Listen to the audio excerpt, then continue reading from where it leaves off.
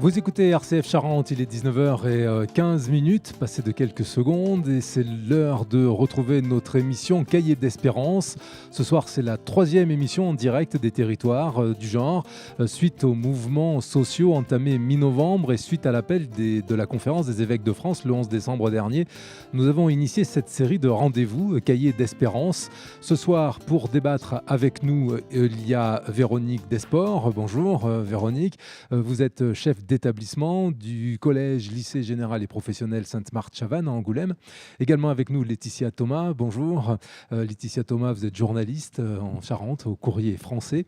Marc Lazuy est avec nous, bonjour. Marc Lazuy est responsable d'une structure d'insertion. Vous êtes également psychopraticien. Et avec nous aussi David Pelletan, bonjour David. Vous êtes, comme on dit, gilet jaune. Vous êtes de ceux qui manifestaient depuis de longues semaines déjà. Et puis Éric Antoine est avec nous aussi. Bonjour Éric, vous êtes cadre en ressources humaines dans une entreprise. Alors lors des 2 premières émissions, nous avons beaucoup abordé les questions du trouble actuel. Nous avons parlé de la paupérisation de la population. Nous avons souligné le mépris ressenti par les personnes dans les propos du chef de l'État ou des membres de son gouvernement. Le partage des richesses avec quelques personnes extrêmement riches et une multitude de salariés pauvres, voire en dessous du seuil de pauvreté. Nous avons également parlé du non-respect de l'environnement. Tout ceci sont autant de causes qui semblent être la cause de ce malaise actuel et des formes violentes qu'il prend. Nous en reparlerons ce soir, mais nous essaierons aussi de parler de ce qui pourrait permettre aux citoyens, dans notre démocratie, de se sentir davantage partie prenante des décisions politiques, comment ils peuvent intervenir et quelles sont les raisons d'espérer.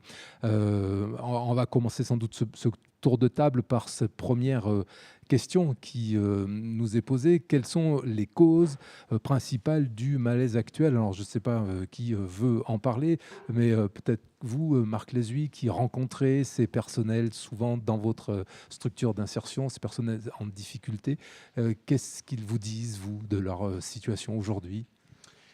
Alors, par rapport à cette question des causes, principalement, il y a un sentiment de disqualification. Il y a beaucoup de personnes qui viennent, qui discutent avec nous.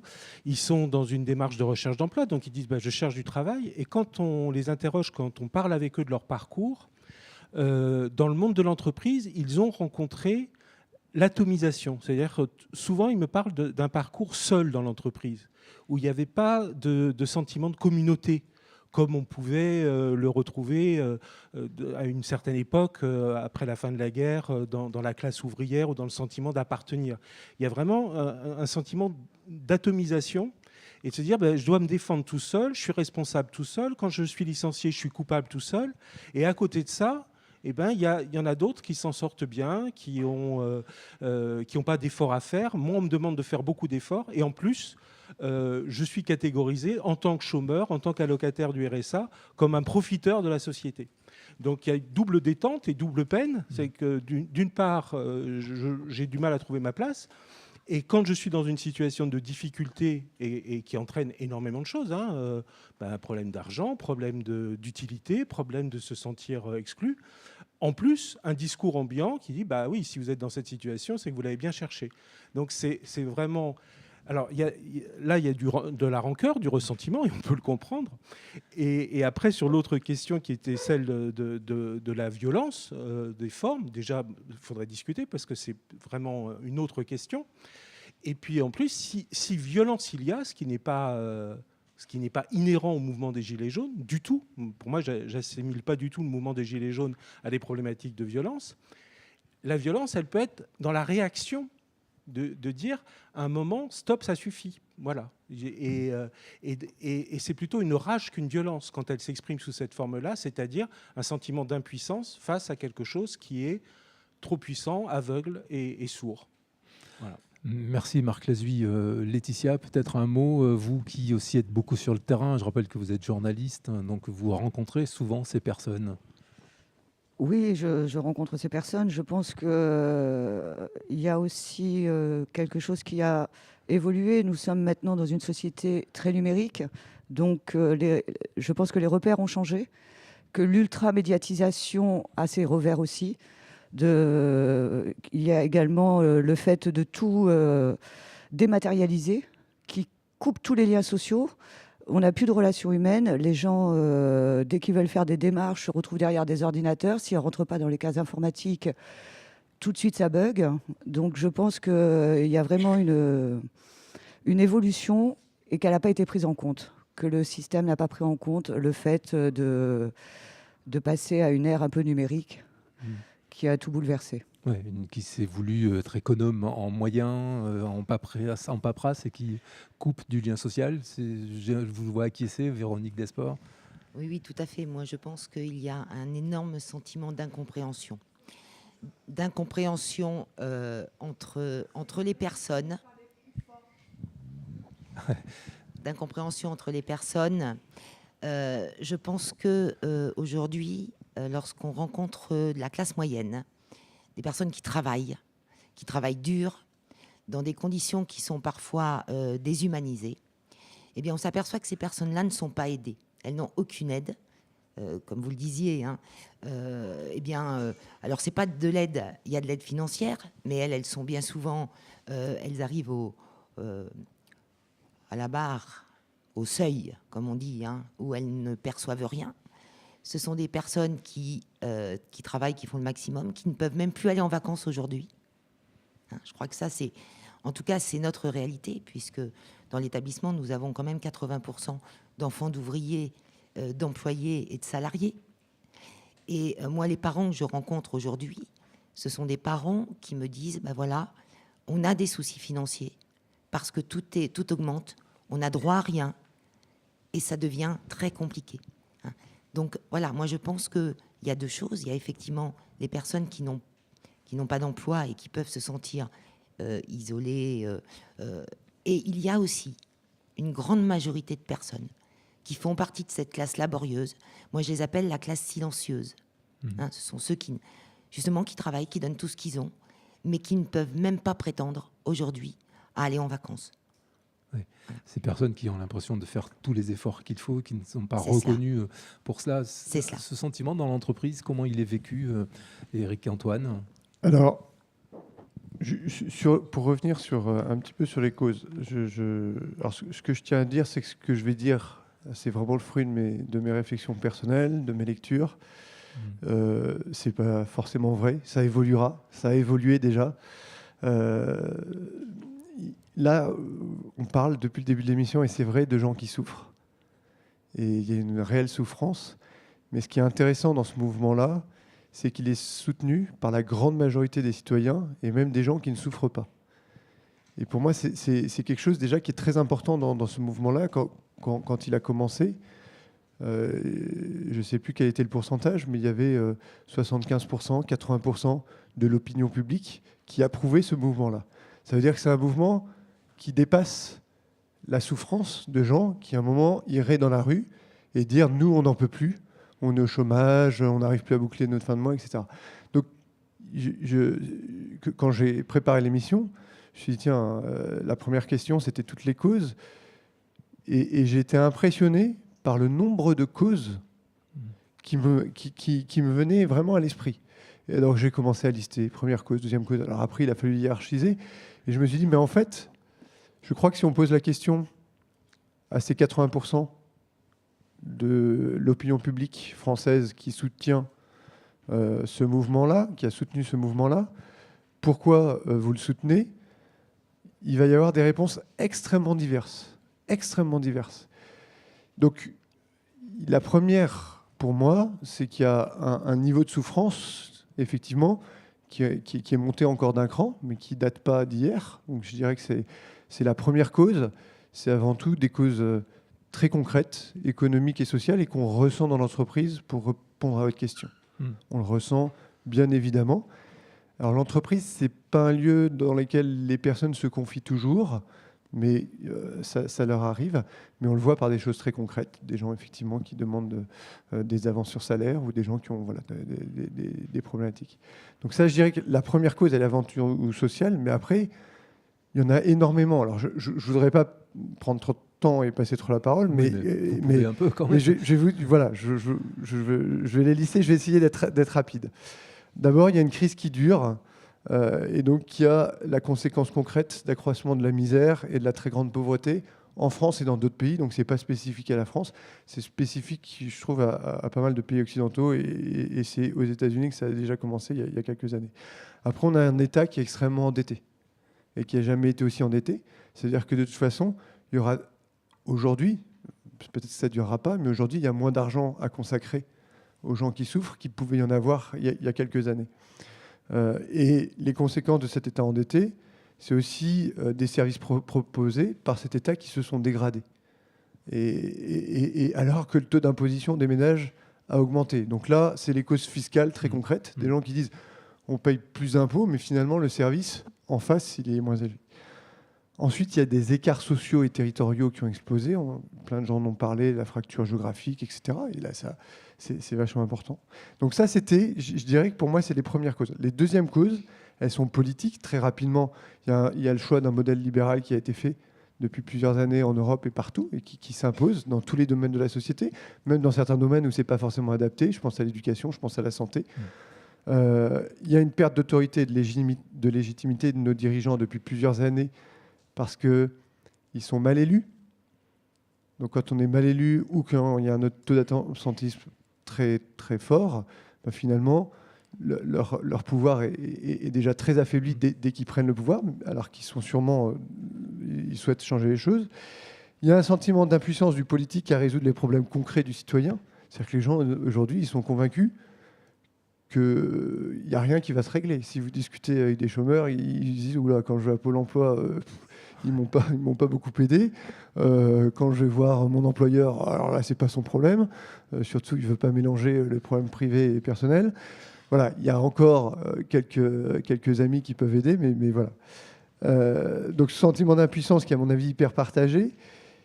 Et après, il y a aussi, au niveau politique, une incapacité des dirigeants à proposer un modèle alternatif au modèle dominant qui date de la fin de la Deuxième Guerre mondiale, qui est basé sur la croissance économique. Et certains pensent que on est arrivé au bout. On est arrivé au bout de ce modèle et qu'on n'arrive pas à trouver le modèle. Donc ça, c'est encore politique. Je suis très prudent dans ce que je vais dire, mais je le dis, donc je le mets avec beaucoup de guillemets, selon moi, des politiques sous influence exagérée des minorités et des lobbies, au détriment du projet collectif et du bien commun. Je pense que dans notre société, il y a des minorités et des lobbies qui ont pris une place bien trop importante que ce qu'elles représentent, ne serait-ce qu'en nombre, quoi. Et donc, aujourd'hui, avec les médias ou quoi que ce soit, elles ont pris un vrai pouvoir et peut-être que voilà, on leur en donne trop. Une perte de souveraineté de l'État national au profit de l'Europe, on le sait. Donc il y a plein de décisions comme ça. Donc ça, j'étais sur les causes politiques. Et après, selon moi, il y a des causes sociétales, éducatives, et là je vais oser le mot, voire morales. Et là je suis très prudent, parce que dès qu'on parle de morale, il faut qu'on fasse attention. Parce que, voilà. Alors la première, c'est qu'il y a quand même un accroissement des valeurs matérialistes et consuméristes au détriment du vivre ensemble, donc c'est ça que j'appelle le sociétal, et de la protection de la nature, voire de la protection de la vie humaine tout court, vu qu'on considère de plus en plus que la vie humaine, toute vie humaine n'est pas forcément bonne. Certains remettent en doute les problématiques climatiques, de moins en moins, heureusement, mais certains disent est-ce que vraiment il y a un problème sur le climat.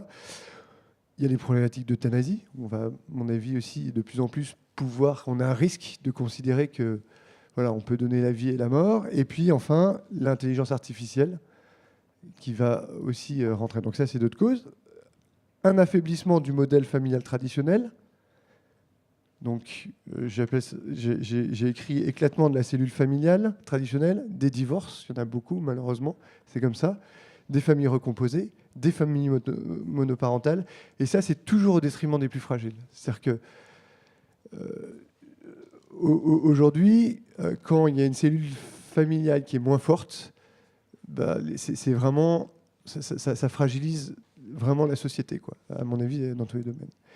Et alors, pour parler de morale qui n'est pas la même pour tous, de recul moral, c'est qu'aujourd'hui, on accepte toutes les idées, c'est-à-dire qu'on est beaucoup plus ouvert qu'avant. Mais le problème, c'est que c'est aussi ces convictions morales qui nous guident, et il faut qu'on se mette d'accord sur sur ce qui est inacceptable pour nous, collectivement, et ce qui est acceptable pour nous. Et si on pose la question aujourd'hui, je pense que la diversité des réponses est bien plus forte qu'il y a 50 ans, où il y avait une influence peut-être de l'Église beaucoup plus forte, en tout cas des valeurs de l'Église beaucoup plus fortes. Aujourd'hui, on est beaucoup plus ouvert, donc ça c'est très positif. En revanche, c'est très difficile de se mettre d'accord, je trouve, sur le bien et le mal, vu que ça dépend énormément de l'éducation qui est devenue uniquement de la sphère privée. Donc voilà. Et la dernière cause, et après j'en aurai fini, sont des causes techniques, avec pour moi l'avènement du numérique, des nouvelles technologies qui va accroître les inégalités dans la société, parce que tout le monde n'est pas aussi à l'aise là-dessus, et surtout qu'il y a un impact sur les relations humaines, qui sont beaucoup plus dégradées là-dessus, un asservissement à la machine, et une perte de liberté individuelle, et presque demain peut-être un risque totalitaire, mais voilà, je n'en dis pas plus. Voilà, donc ça fait beaucoup de choses. Alors, David Pelletan, vous êtes le dernier à parler. Oui, j'ai écouté. Vous avez j'ai écouté avec beaucoup d'intérêt. Ouais. Beaucoup d'intérêt. Non, le problème, il est à l'heure actuelle plus un problème non pas de fond, mais vraiment de réalité. On a un système oligarchique à l'heure actuelle. Comme vous le disiez tout à l'heure, avec les lobbies, on n'est plus dans une démocratie. La démocratie n'a jamais existé. Jamais. Le pouvoir au peuple n'a jamais existé. Donc une démocratie, à la base, c'est le pouvoir au peuple.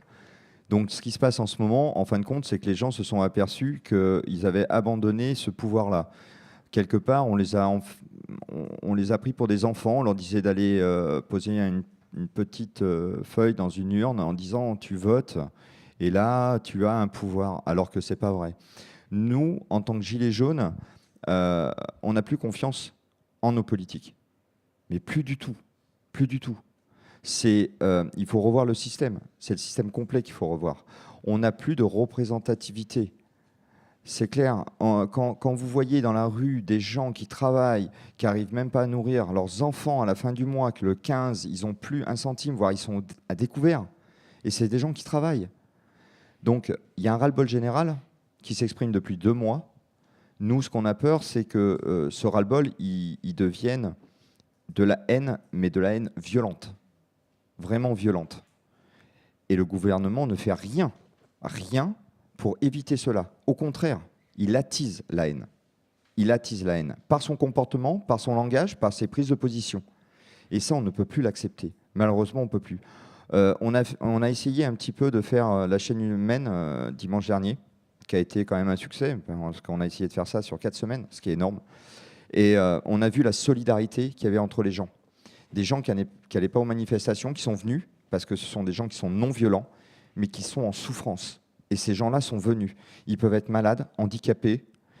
Et quand on discute un peu avec eux, on s'aperçoit qu'ils demandent quoi en réalité? Non pas de partir en vacances, mais au moins pouvoir vivre dignement. Et ce n'est plus le cas. Ce n'est plus le cas du tout. Donc moi, j'en profite, je lance un petit message, un petit appel. C'est que nos représentants, qu'ils soient députés, qu'ils soient maires, quoique les maires sont quand même relativement proches de nous, qu'ils prennent vraiment la température du terrain. Non pas rester et recevoir les gens dans leur petit bureau doré, parce qu'arrivé à un moment donné, l'espérance, les gens ne l'auront plus. Ils l'auront plus du tout. Mais quand je vous dis plus du tout, c'est que là, on va vers un conflit majeur. Donc avant ça, il faut vraiment réagir. Donc nous, on apporte des solutions, on ne veut pas nous écouter. Maintenant, voilà, qu'est-ce qu'on peut faire? Nous, à l'heure actuelle, on est bloqué parce que voilà. Alors, les solutions, peut-être qu'on y est. Qu'est-ce qui pourrait permettre aux citoyens, dans notre démocratie, qui n'en est pas une véritablement, selon vous, de se sentir davantage partie prenante de ces décisions politiques? Mais, de toute façon, on n'est pas dans une démocratie. C'est pas, à mon avis. La démocratie, c'est le pouvoir au peuple, alors que là, le pouvoir n'est pas au peuple. D'accord ? Notre Constitution, si on lit l'article 3, il est clair, on est souverain au travers de nos représentants. Donc voilà, on n'a pas du tout de moyens de contrôle sur ces gens-là.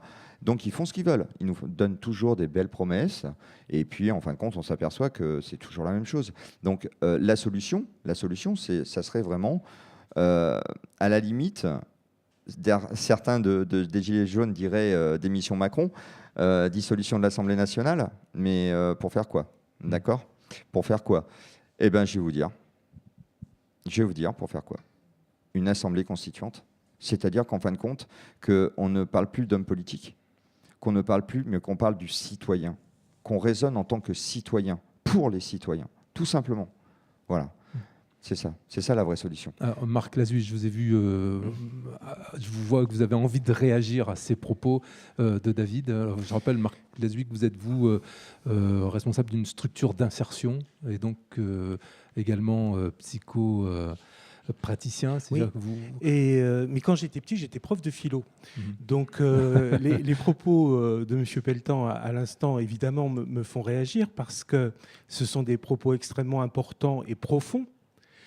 Puisque ce que vous venez de dire à l'instant, M. Pelletan, c'est que la démocratie telle qu'elle a été... Démocratie, si vous voulez, vous pouvez mettre des guillemets, moi ça ne me dérange pas du tout, voire même dire que c'est une apparence de démocratie. Depuis la Révolution française, c'est une démocratie avec une représentativité du peuple donnée à ses représentants. Et c'est la première chose qui a été faite au moment où tous les membres du tiers-État se réunissent dans la salle du jeu de paume.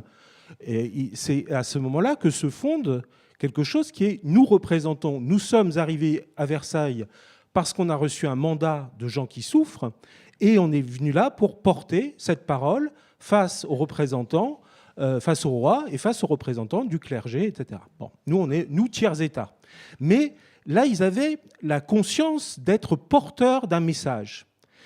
Le problème, c'est qu'on est bien loin après, et heureusement, on est bien loin après 1793 et la Terreur, parce que là, ça coupait sec, et un peu n'importe comment. Mais après, on est resté sur un modèle de représentativité. Et ça fait extrêmement longtemps que beaucoup de gens ont l'impression de donner un chèque en blanc à des personnes qui, normalement, ministre, étymologiquement, ça veut dire serviteur. Ils ne se comportent pas vraiment comme des serviteurs. Je veux dire, je ne les sens pas trop, ou nous ne les sentons pas trop à notre service. Mais la problématique de cette considération par rapport à la démocratie représentative, qui serait fantomatique, c'est qu'on a une population qui est de plus en plus informée. Parce qu'effectivement, quand on était traités comme des enfants, quand le général de Gaulle disait à l'ORTF, contrôlé par le ministère de l'Information, quand il faisait une déclaration, les citoyens, ils étaient écrasés par la place symbolique du général de Gaulle, le sauveur de la France, celui qui avait fait le bon choix, etc. etc. Et vous vous souvenez comment ça s'est terminé? Ça s'est terminé en 68 quand même, avec un mouvement, un référendum, etc. C'est pas mai 68 qui a mis fin au mandat du général de Gaulle, c'est un référendum où il très naturellement, il est parti. Et je pense qu'effectivement, la figure de la Ve République et d'une société, enfin, d'un régime présidentiel avec une chambre des parlementaires qui est trop absente, en gros qui enregistre, et encore plus avec le système du quinquennat, puisque quinquennat égale Assemblée nationale de la même couleur que le président, là, vous êtes sûr que vous avez une caisse d'enregistrement des décisions du gouvernement et pas de débat politique. Et nos députés, souvent, on a l'impression qu'ils ne représentent pas la parole pour laquelle ils ont été élus sur les territoires. Et là, aujourd'hui, quand on parlait tout à l'heure de la numérisation, de la virtualisation, techniquement, on pourrait avoir une démocratie directe permanente, participative et permanente. Techniquement, c'est possible.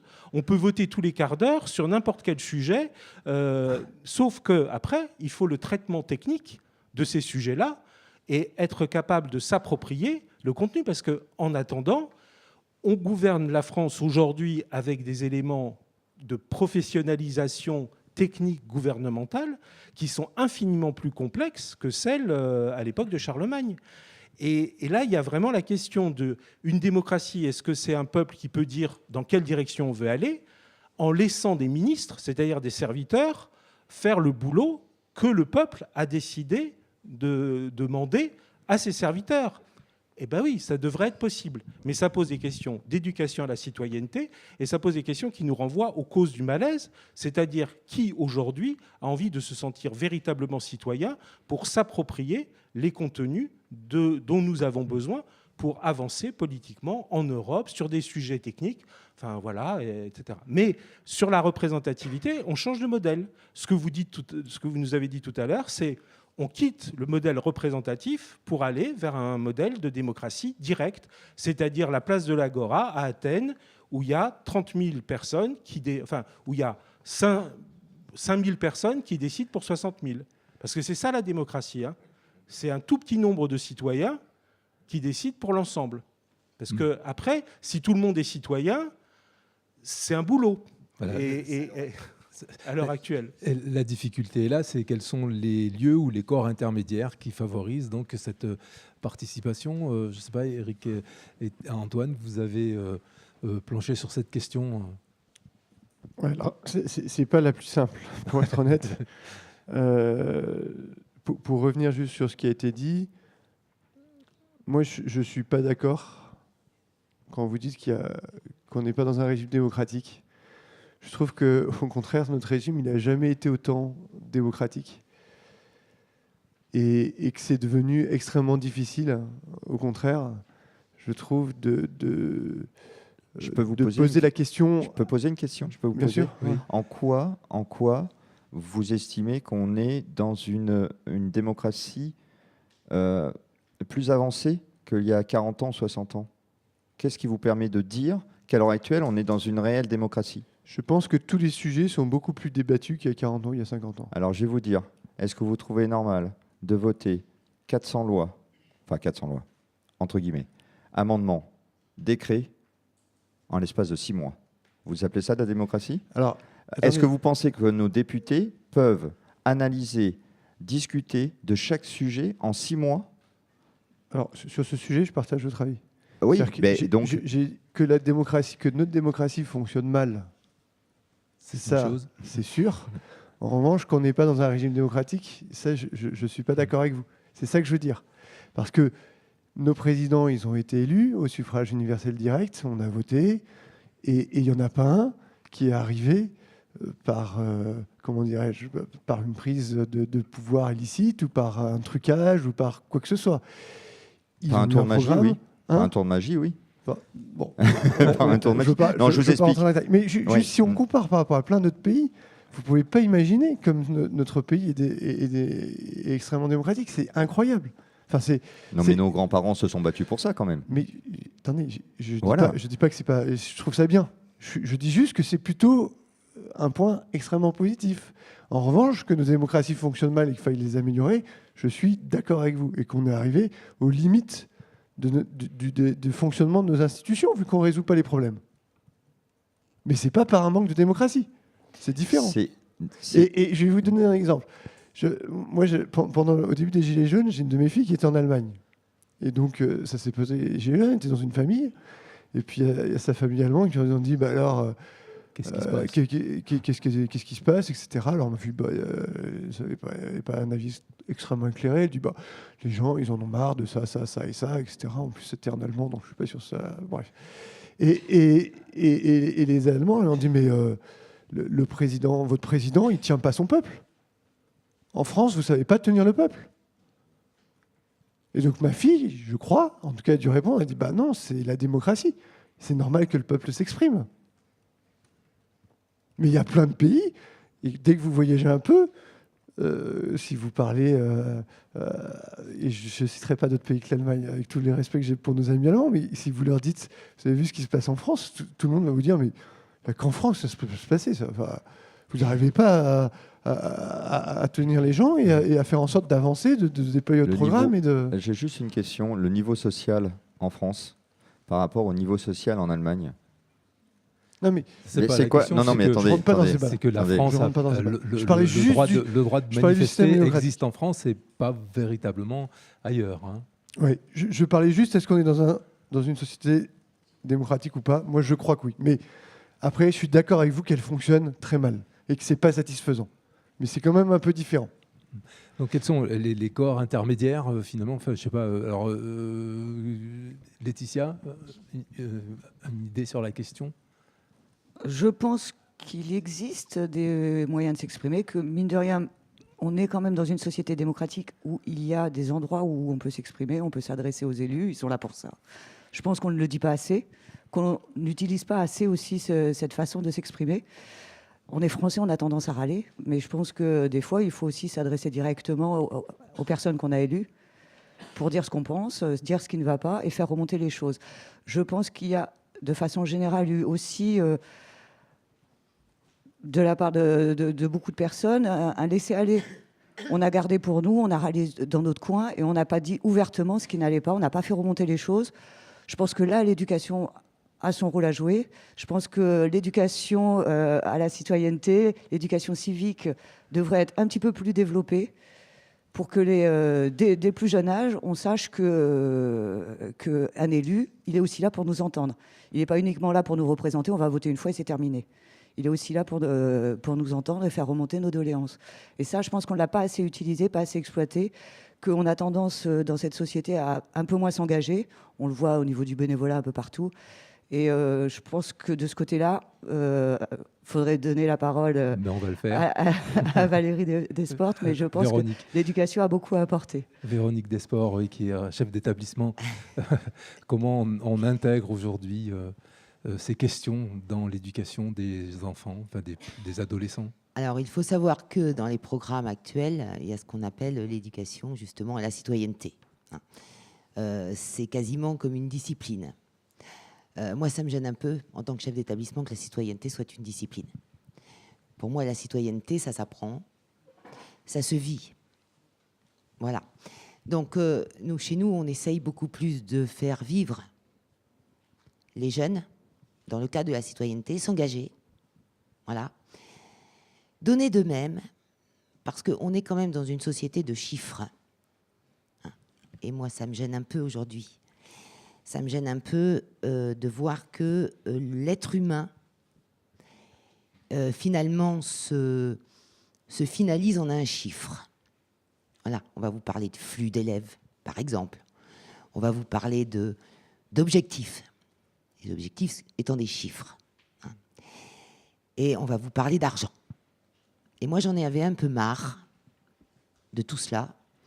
Et à Sainte-Marthe, donc, chaque élève, à n'importe quel niveau, va s'engager, mais va s'engager dans du don de soi. Parce que quand on parle de citoyenneté, c'est aussi ça. C'est le regard qu'on va porter sur l'autre.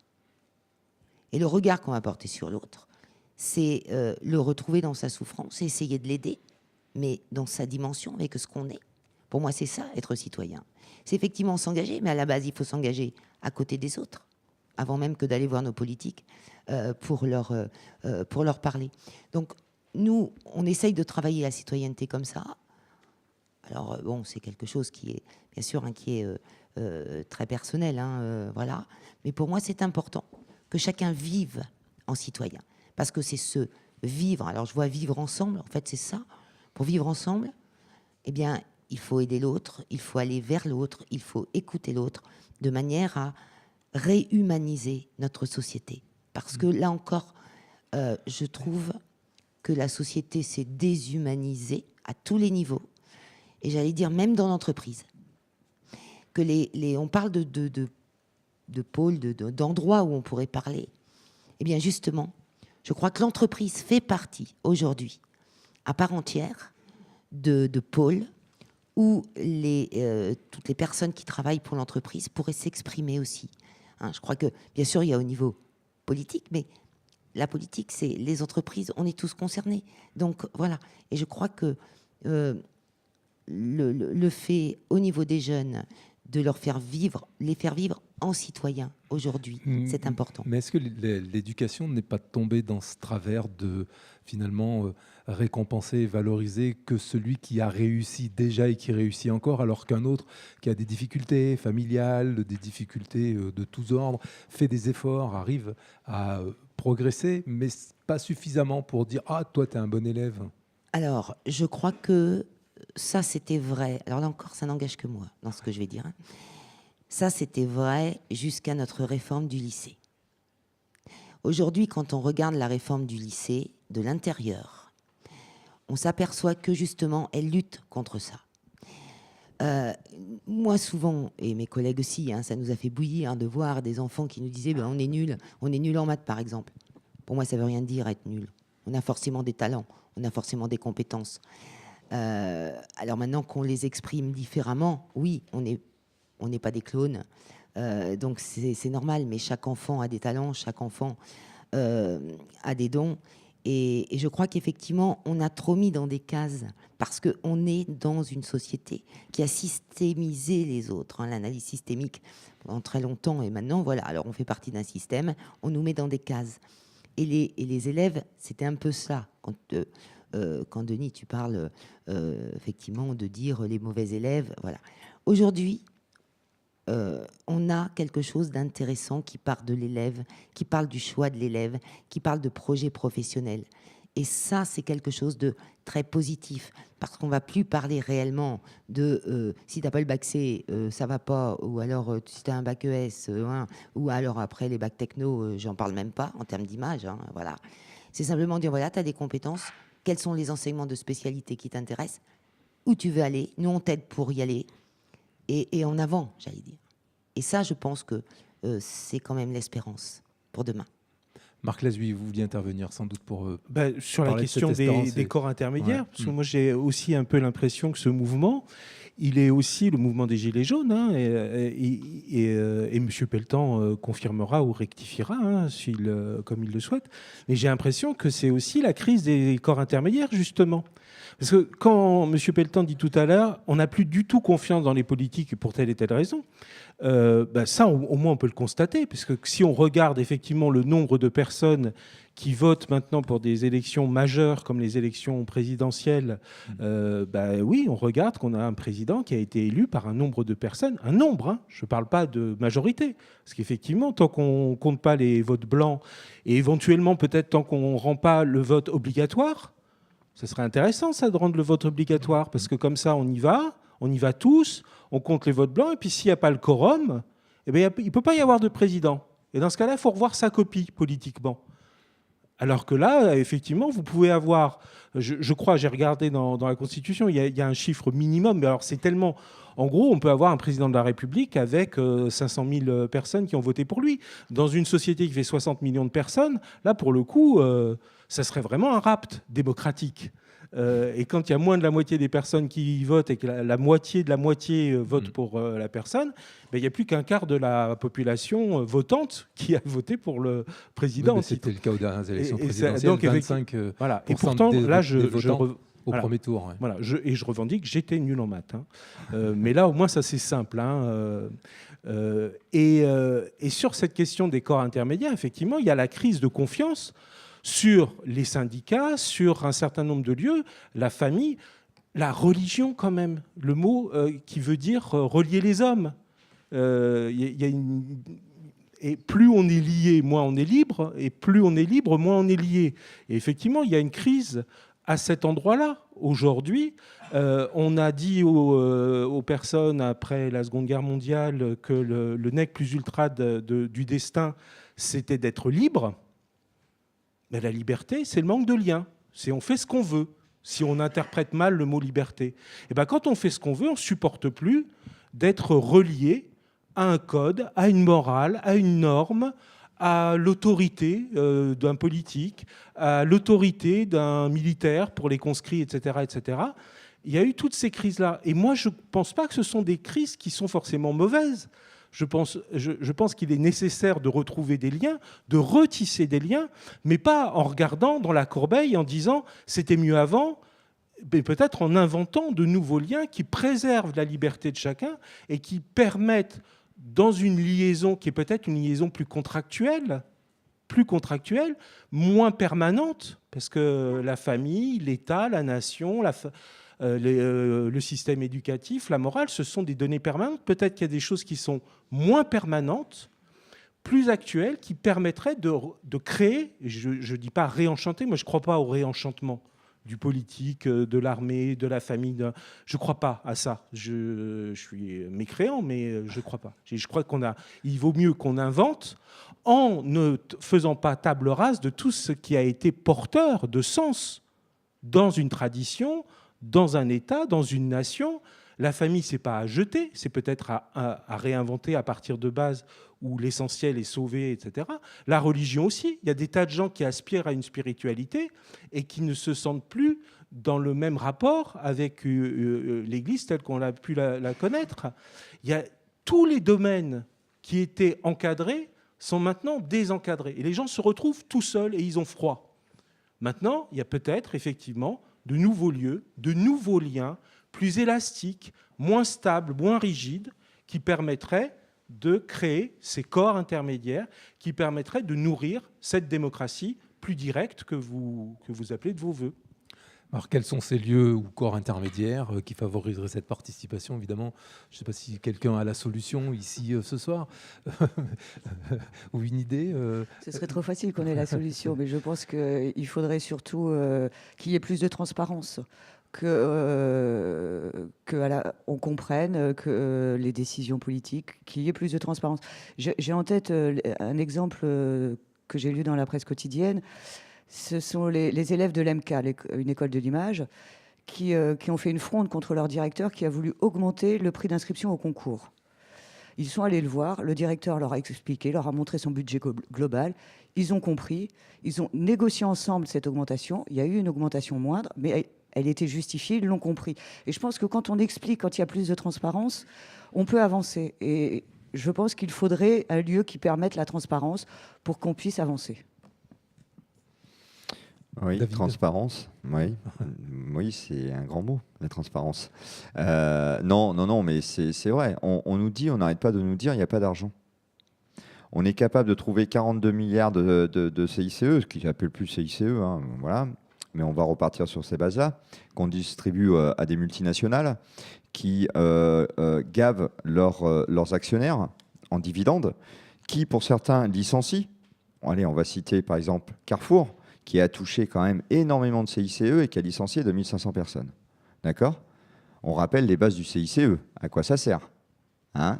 D'accord ? Si on est bien d'accord sur à quoi sert un CICE, c'est quand même au moins pour le maintien de l'emploi, sans compter au niveau des recherches techniques, etc. Donc, moi, quand on me dit qu'il n'y a pas d'argent, si, il y en a.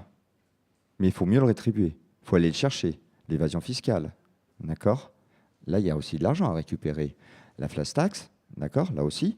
Okay. L'optimisation fiscale aussi, il faudrait peut-être revoir. On a intégré dans l'Europe des paradis fiscaux. Ah, merveilleux, c'est merveilleux pour optimiser son argent. D'accord ? Donc, on n'est plus dans un raisonnement, ni au niveau de la France, ni au niveau de l'Europe, d'une Europe sociale, d'une France sociale. On a créé l'Europe uniquement pour favoriser l'industrie. Tout simplement. Délocalisation, on va faire des choses à moindre coût. On optimise en faisant, bien sûr, ce qu'on appelle en fin de compte des sièges sociaux dans des paradis fiscaux qui sont uniquement là pour faire transiter de l'argent, point barre, d'accord ? On ne fait pas payer des gens comme Amazon, d'accord, qui pourtant vendent sur le territoire français, McDonald's, et je pourrais en dire d'autres. Donc arrêtons, de l'argent, il y en a. Il y a de l'argent, il y a de l'argent. Je reviens par rapport à ce que vous disiez tout à l'heure, je me souviens plus voilà, oui. Par rapport au fait qu'il y a une dette en France. Cette dette, elle remonte à 73, avec la loi Rothschild. D'accord ? On avait un PIB qui était, par rapport, un taux d'endettement par rapport au PIB qui était de 12% en 74. On est arrivé à plus de 100% aujourd'hui. Qu'est-ce qui s'est passé entre les deux ? Avant, on empruntait à la Banque de France, d'accord, à des taux zéro. Depuis qu'on emprunte sur les marchés financiers, qu'est-ce qui se passe ? On a des intérêts à payer. À l'heure actuelle, le 4e poste de l'État d'investissement, c'est le remboursement de la dette. Non pas l'éducation, non pas le social, non, on rembourse la dette. On sait d'où vient M. Macron. Il vient d'où, M. Macron ? Voilà. Donc, on ne va pas faire de politique politicienne.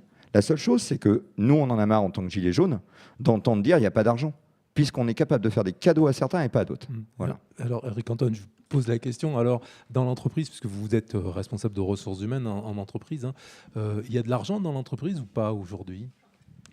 Alors, ce qui est toujours délicat, c'est de mettre l'entreprise sous une forme qui serait la même, parce qu'il y a une diversité. Alors, c'est comme dans tout, aujourd'hui, c'est la caractéristique du monde moderne, c'est qu'il y a une diversité extrême dans tout. Donc, dans les cultures, dans les êtres humains, dans les entreprises, dans les pays, dans les associations, etc. Et donc, c'est plutôt positif. Mais quand on met donc, derrière le mot entreprise des choses qui sont génériques et dire les entreprises sont comme ça, j'ai du mal à accepter. Après, il y a une forme d'entreprise. Il y a effectivement un libéralisme mondialisé qui fait que les très grosses entreprises, mais qui sont quand même minoritaires sur notre territoire, parce que finalement, elles emploient de moins en moins de personnes, les très grosses entreprises, effectivement, aujourd'hui, je suis assez d'accord, elles ont des pratiques d'optimisation fiscale, elles ont des pratiques... Et elles sont légalistes, parce qu'elles savent qu'il y a des risques à ne pas respecter la loi. En revanche, le bien commun, ça les dépasse complètement. Et le bien commun, ça les dépasse complètement parce qu'elles sont dans un univers tellement concurrentiel que pour survivre dans cet univers-là, c'est comme si on était en guerre demain. Bah, quand vous êtes en guerre, alors on a la chance, on n'a jamais connu la guerre. En tout cas, moi, je ne l'ai pas connue et je pense qu'il y a peu de personnes ici qui l'ont connue. Mais quand on est en guerre, à un moment, il faut vivre avec les règles que nous impose un petit peu l'adversaire, quoi. Donc, oui, il y a des entreprises comme ça, mais je pense que la majorité des entreprises, d'abord, c'est extrêmement difficile aujourd'hui de diriger une entreprise, mais extrêmement difficile. Je pense que la majorité des gens aujourd'hui ont la volonté de faire développer leur entreprise et de, je l'espère en tout cas, de faire qu'elle vive le plus longtemps. Je pense que c'est quand même, enfin vraiment, je le dis, c'est un sacerdoce. Moi, je vois les difficultés qu'il y a dans l'entreprise. Aujourd'hui, on a des difficultés sur la hausse des matières premières, sur les problèmes de taux de change, sur les problèmes ne serait-ce que politiques. On entend Trump sur tous ces sujets-là, tous les jours tombent des changements légaux et fiscaux, tous les jours, qui touchent aussi les petites entreprises. C'est très compliqué. Donc moi, je ne défends pas les entreprises. En revanche, je sais à quel point c'est difficile, parce que je suis dedans, de les diriger. Donc voilà, je n'ai pas un avis global sur les entreprises, mais je suis d'accord avec vous qu'il y en a sûrement qui abusent et je le partage. Alors il est 20h03 sur RCF Charente, ce débat est ouvert jusqu'à 20h30, il faudrait faire parler la salle tout à l'heure, mais Marc Lazuy, oui, Éric Antoine vient d'évoquer le bien commun. Oui, alors... Deux choses sur l'entreprise, effectivement. Moi, je retiens surtout une idée avec laquelle je suis tout à fait d'accord, c'est qu'on ne peut pas généraliser.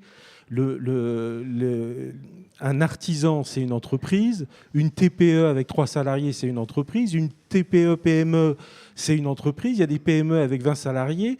Et un groupe, aujourd'hui, il y a même des entreprises qui ne comptent plus en nombre de salariés, mais qui comptent uniquement en chiffre d'affaires. Ça en dit long aussi, quand une entreprise peut plus dire, voilà, un cabinet d'ingénieurs où il y a 60 salariés, vous avez quasiment la masse salariale d'une entreprise de 500 ouvriers, parce que c'est des gens très qualifiés, très bien rémunérés, etc. Et ils le méritent, il n'y a pas de souci. Mais effectivement, on ne peut pas généraliser, le monde de l'entreprise est très divers. Je peux juste dire que sur le fameux CICE, moi, je n'avais rien demandé. J'étais dans une association qui fait de l'intérim d'insertion. Donc, on est soumis à la même législation que les autres entreprises. Et la première fois que j'ai touché du CICE, je me suis rendu compte, déjà, franchement, j'étais surpris. Je ne pensais pas qu'on en aurait. Et que ça complète... En fait, si je n'avais pas eu le CICE, le montant que j'ai eu, ça couvrait mon déficit. C'est-à-dire que je suis arrivé à 0, ce qui fait que sans le CICE, j'aurais eu une petite perte. Bon, de quelques dizaines de milliers d'euros, mais quand même une petite perte. Quelques dizaines de milliers d'euros, un artisan, il ne peut pas. Hein. Bon. Et donc, je me suis dit tout de suite, mais alors les grandes entreprises qui ont beaucoup de salariés, mais moi, pour 50 salariés, j'avais eu 40 000 euros. Je me suis dit, mais les grands groupes, ça doit être faramineux. Et effectivement, normalement, impôt, compétitivité, emploi. Donc maintien de l'emploi, possibilité de faire des investissements et éventuellement travailler sur la formation des salariés. Ben moi, quand je me retrouve avec mon bilan à 0, le CICE, il m'a épongé mon déficit, mais je n'avais pas d'argent en plus, ni pour embaucher.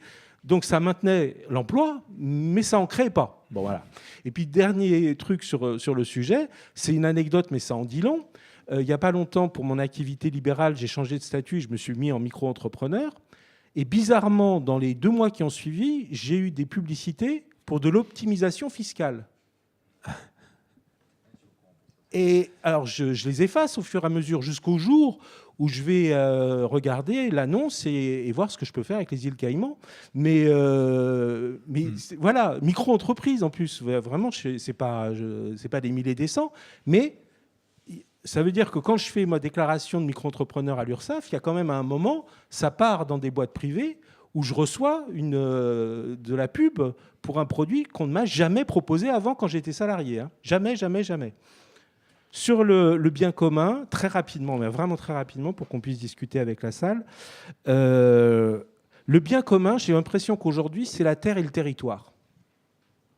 Il faut qu'on regarde ce qui peut nous fédérer, ce qui peut nous rassembler nos regards sous notre nez, le territoire sur lequel on vit, les gens qui sont à côté de nous, le commerçant, l'entreprise, les produits qu'on mange, etc. Donc vraiment le territoire, dans quelles conditions on vit, avec qui on parle, qui ne nous parle pas.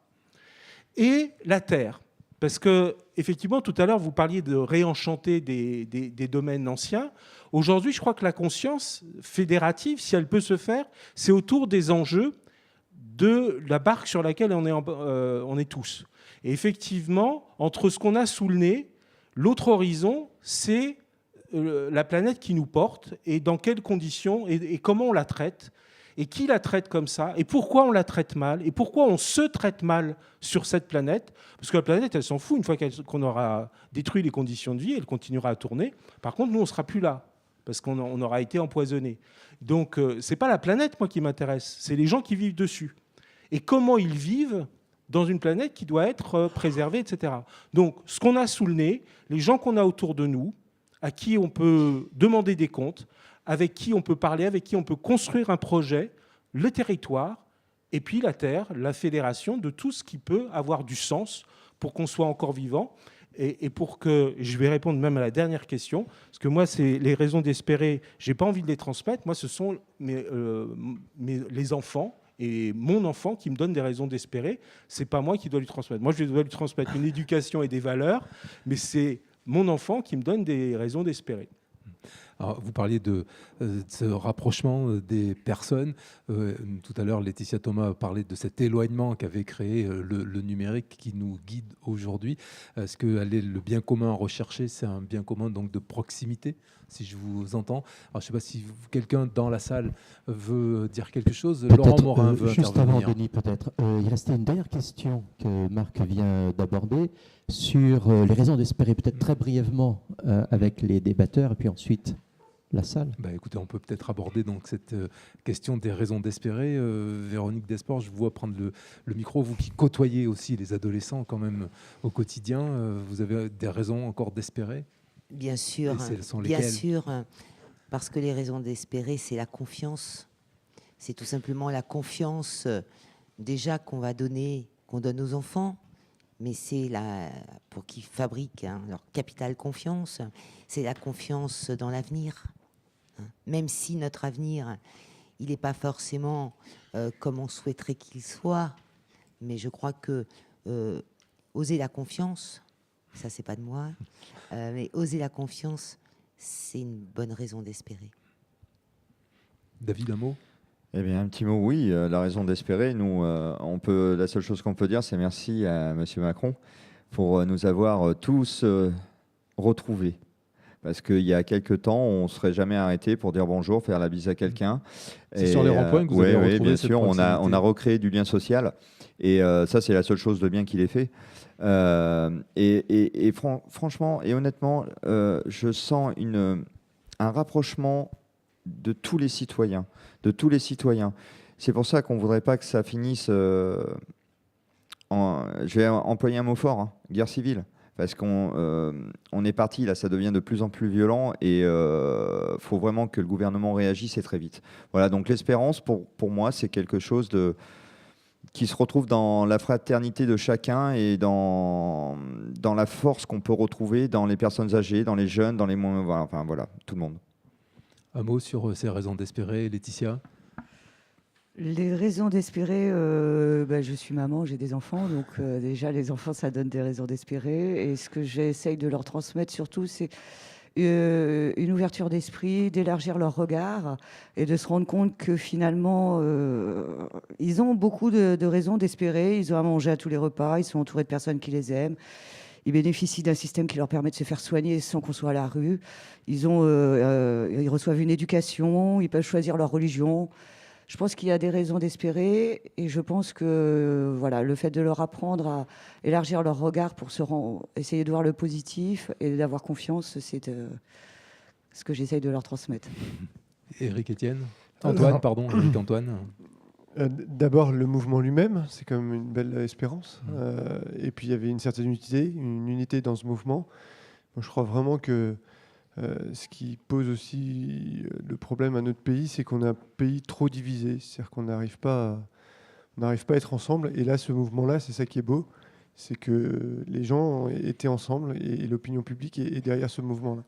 Donc, il faut garder cette unité. Et je suis sûr que s'il y a de l'unité, on résoudra les problèmes.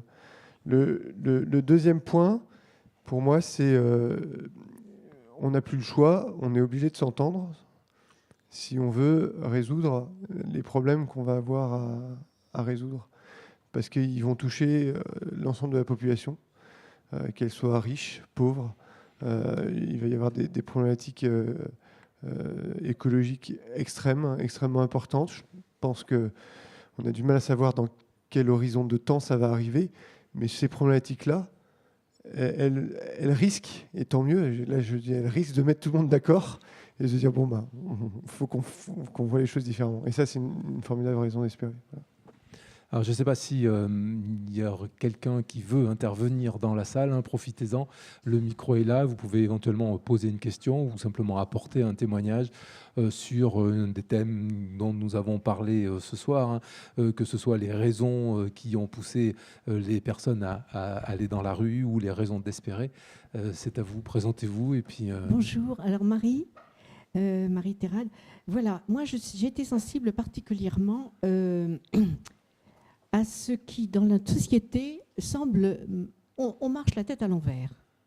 Il y a des choses qui dysfonctionnent à tout crin. On prend des décisions qui vont à l'encontre du bien-être, du bien commun ou du bien de la Terre. Et j'ai l'impression qu'il y a aussi, et surtout, une perte du sens. Pourquoi on est là? Qu'est-ce qu'on vit? Qu'est-ce qui fait de la valeur à la vie? Et qu'on est surtout reconnu parce qu'on achète ou parce qu'on échange l'argent ou parce qu'on a des biens matériels. Mais une personne à part entière, un être humain, ça, c'est une grande ignorance. Et je rejoins en ce sens-là ce qu'a dit Madame Desportes tout à l'heure. Hein. Avant d'être un citoyen, on est une personne. Et ça n'est pas dit. Or, je me suis permis de solliciter des interventions, notamment en classe de 3e dans votre établissement, Madame, auprès de 3e. Et j'étais tout à fait étonnée de voir les réactions des jeunes, qui ont ouvert des yeux grands comme ça en disant « Ah bon ?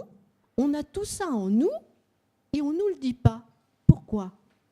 Or, pourtant, il y a là, à l'intérieur de chacun, et c'est la vie intérieure, c'est aussi la vie spirituelle, mais ça on n'en parle pas, parce que ça ne fait pas partie de ce qui est rationnel, de ce qui est économiquement, etc., etc. Pourtant, c'est une réserve d'énergie extraordinaire. Et je pense que là, il y a un filon à développer, que ce soit dans ou à travers les religions ou d'autres modes de solidarité. Bon. Non, mais c'est très bien, une intervention. Une autre. Bonsoir, Christelle. Moi, je crois qu'il y a deux petites choses. Il y a d'abord que les corps intermédiaires, à un moment, n'ont pas fait attention qu'une partie de la population était en train de se mettre sur le bord du chemin et de ne pas prendre part à la lutte de ces corps intermédiaires. Et ça, c'est une grave erreur, mais c'est comme ça. Donc ces gens se sont mis sur le côté. Pourquoi ? Parce qu'ils étaient au chômage, parce qu'ils n'avaient plus d'intérêt à être avec d'autres, parce qu'ils n'étaient pas comme les autres. Et deuxième chose, si je ne me perds pas dans mes pensées. Je pense que quand il y a eu des élus qui ont essayé de donner la parole aux gens, cette parole, on n'en a rien fait. Et cela, à force, ça agace. Je ne donnerai qu'un exemple, une rénovation de quartier sur Angoulême, 200 personnes et plus aux premières réunions, on s'est retrouvé à 10 parce que la parole que ces gens donnaient, la réflexion qu'ils donnaient, elle était ce qu'elle était, n'était pas prise en compte. Et ça, je crois que, on arrive à être effectivement, avoir des regroupements de personnes sur les carrefours, parce que cela, c'est on n'a pas respecté l'homme. David Pelletan, je vous vois, vous avez envie de réagir aux propos de Christelle. Oui, parce que c'est très intéressant, parce que c'est tout à fait ça. On parlait de démocratie tout à l'heure.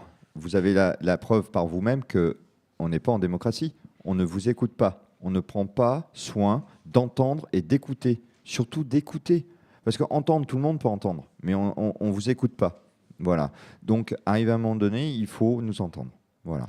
Marc, vous vouliez réagir aussi. Si quelqu'un veut dans la salle prendre la parole. Très rapidement, et pour ne pas être redondant avec ce que vient de dire M. Pelletan, effectivement, il vaut mieux un pouvoir et des formes d'autorité terriblement monolithiques qui disent maintenant c'est comme ça et c'est pas autrement, parce qu'au moins c'est plus clair, c'est plus net, c'est plus précis, et on peut ou se soumettre ou se révolter.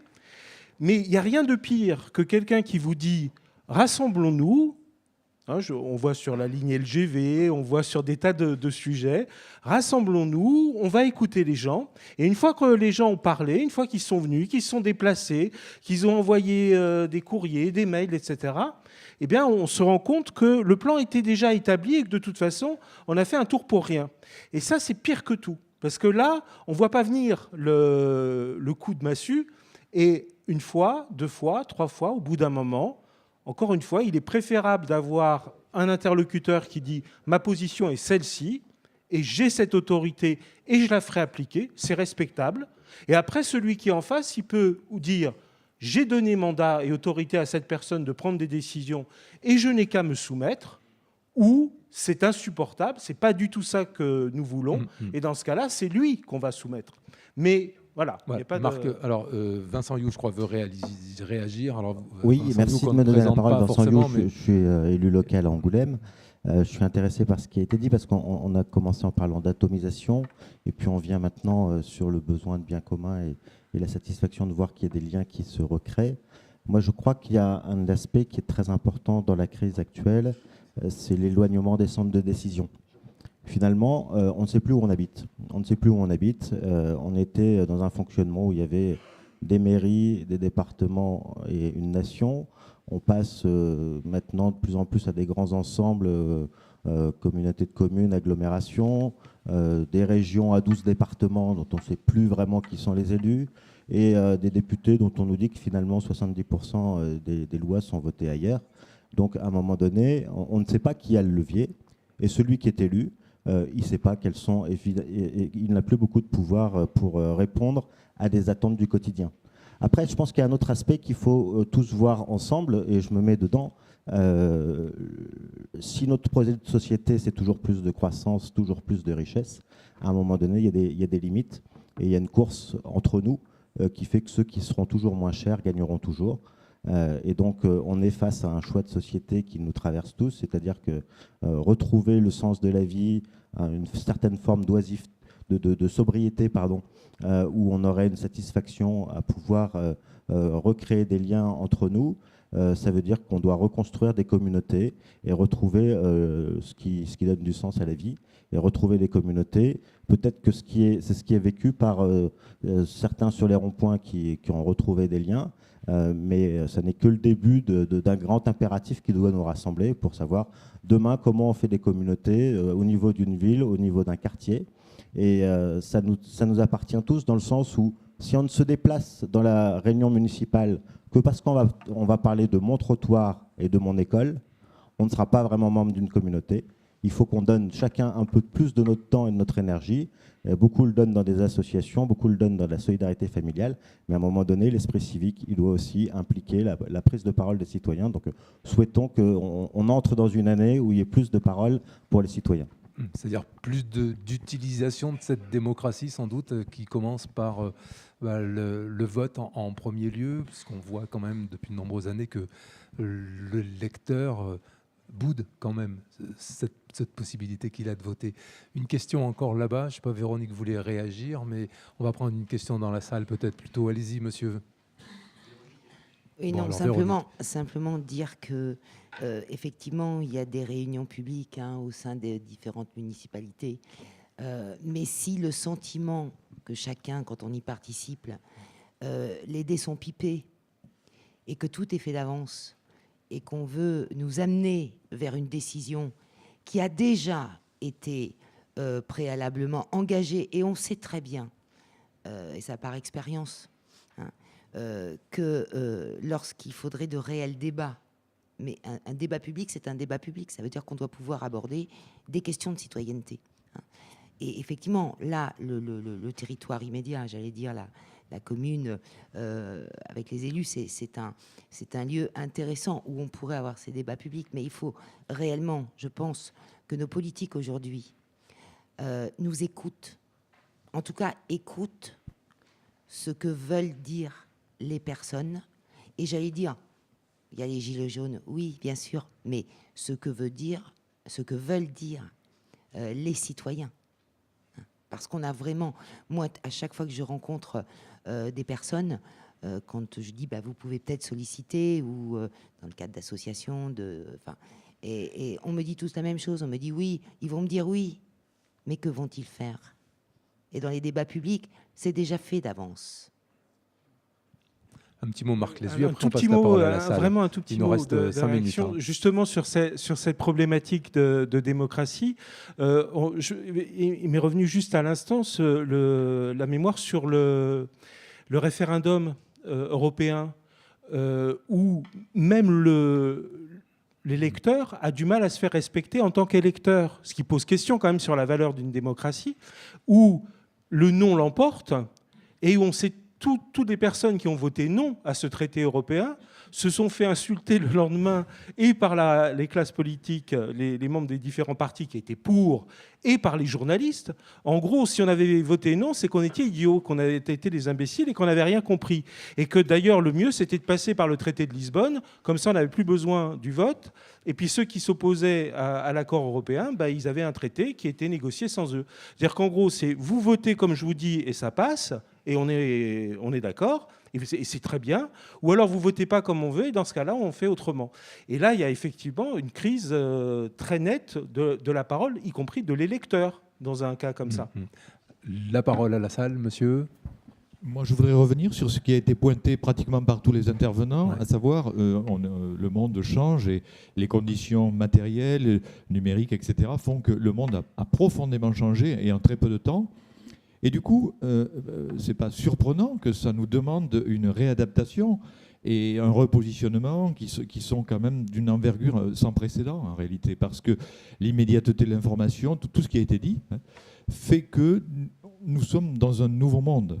Et je ne suis pas sûr personnellement que la démocratie soit vraiment à remettre en cause en totalité, en disant je n'adhère pas complètement en fait à cette idée qu'on n'est pas dans une démocratie, mais je crois qu'il faut revisiter vraiment les choses de fond en comble, y compris pour la représentativité. Et donc, ce que nous vivons à l'heure actuelle, moi je trouve que c'est normal. Et j'ai envie de dire, tous ces débats qui traversent un peu, qu'il y a un peu partout, mais c'est une très très bonne chose, parce qu'en fait, on est un peu en apprentissage dans ces débats. Je voudrais citer juste un exemple. Le référendum d'initiative citoyenne, je lis que maintenant, effectivement, on prend conscience que ça n'est pas aussi simple. En fait, on est en apprentissage. On réalise que tout ouvre des droits, mais aussi des devoirs. Et pour moi, c'est une bonne nouvelle. Alors, je voudrais aussi pointer une seconde idée qui est plus personnelle. Comme chacun, moi j'ai traversé des ronds-points, et il y a quelques semaines, il y avait beaucoup de gilets jaunes, hein, il y en a eu moins, bref, il y a eu plusieurs week-ends. J'ai vu des très belles choses sur ces ronds-points, ça a été dit aussi, à savoir la convivialité et le lien social qu'il y a pu y avoir sur ces ronds-points, au-delà de considérations autres.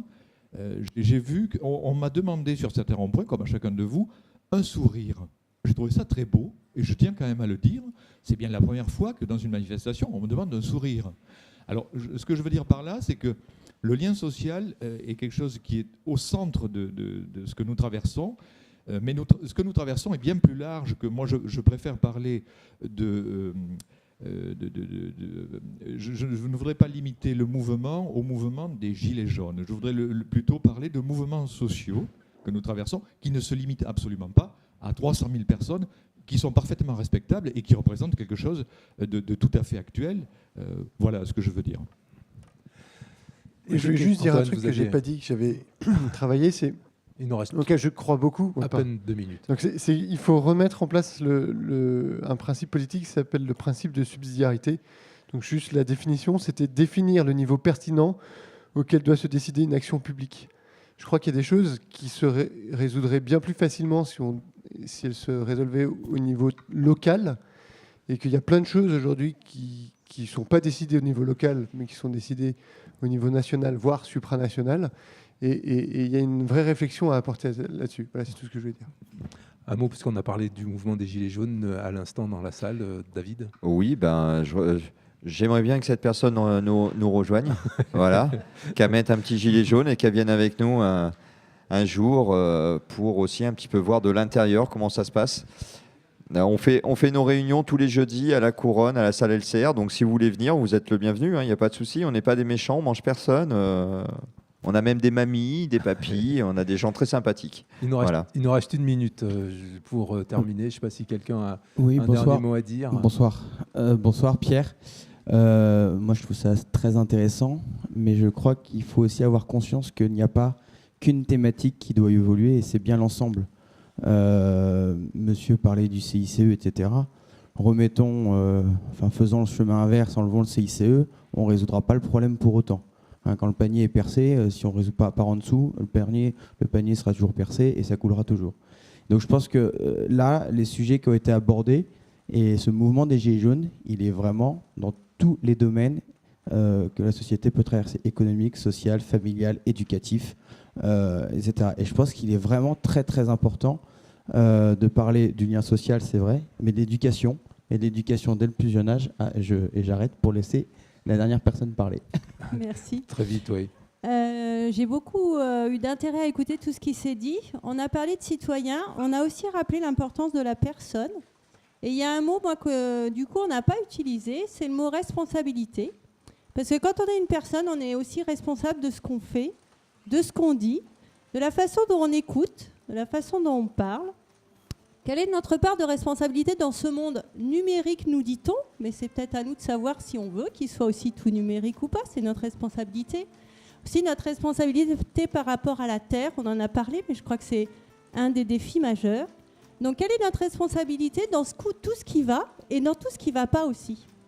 Et on va conclure là-dessus, donc, en disant sans doute qu'il est de notre devoir de responsabilité de faire vivre cette démocratie pleinement, sans doute, pour aller vers le bien commun. C'est ainsi que se terminera cette émission ce soir. La prochaine émission, la semaine prochaine, évidemment, toujours de 19h15 à 20h30. Nous serons à Ruffec.